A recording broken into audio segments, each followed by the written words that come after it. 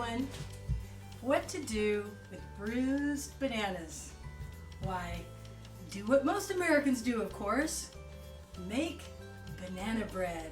I just got back from the gym and I hadn't eaten since breakfast, and I knew if I ate a lunch I'd have a full tummy and not want to make any banana bread.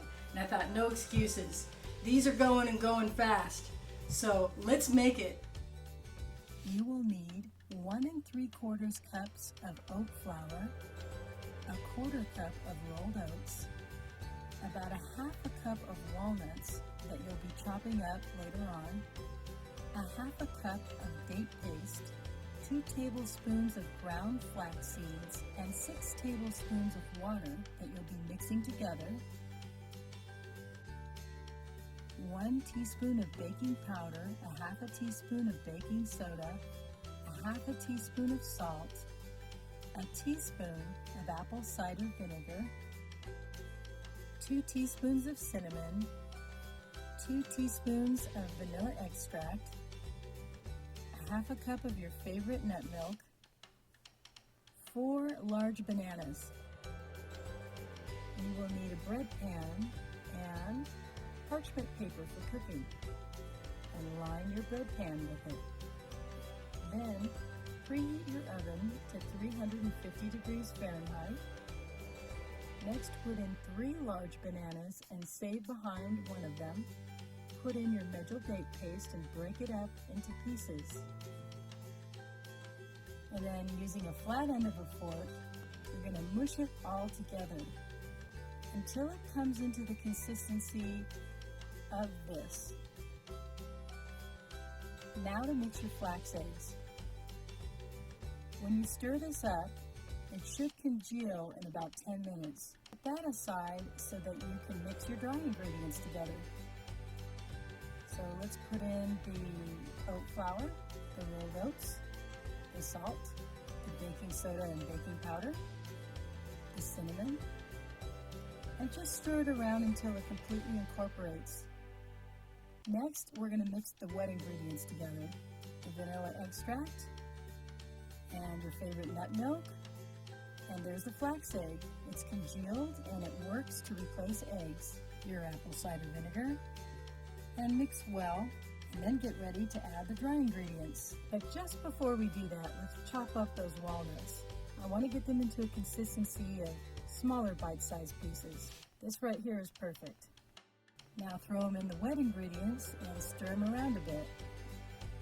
Now it's time to put the wet and dry ingredients together. You're going to be putting in the flour into the batter little by little as you mix it. That way it'll incorporate the mixture without having big blobs of dry parts that make it harder to mix. So just put it in a little bit at a time. And here's the remaining amount. And you can see how it mixes together just right. Now it's time to put into the lined bread pan. As soon as you fill it up, you want to get it out on both sides by spreading it around a bit. And then the 4th banana, peel it and cut it into whatever shape you want. I'm going to cut mine in half, long ways, and then I'm going to put it on top of the batter and decorate it. So that way when it bakes in the oven and puffs up, it'll have this banana on top as an added design. As you can see, I'm cutting away the excess parchment paper before I put it in the oven. I'm baking it for an hour to an hour and 10 minutes in 350 degrees Fahrenheit. Much later. Voila, a fluffy loaf. Let it cool for 10 minutes before removing it from the pan. And you can see the parchment peels off easily. Now you can flip it over and slice and eat. Hey, all Christina, right. You ready to try it? Yeah. Okay. Here you go. Which bite? Okay. I guess I'll take a little piece of this one. Vanilla on it.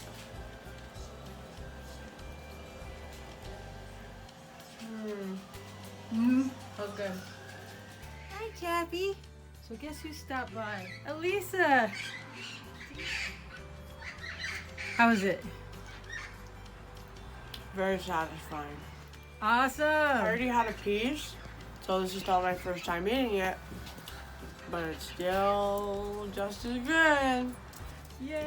Do you want some taffy? Do you want some banana bread? I think she does. Taffy. Taffy? Yes.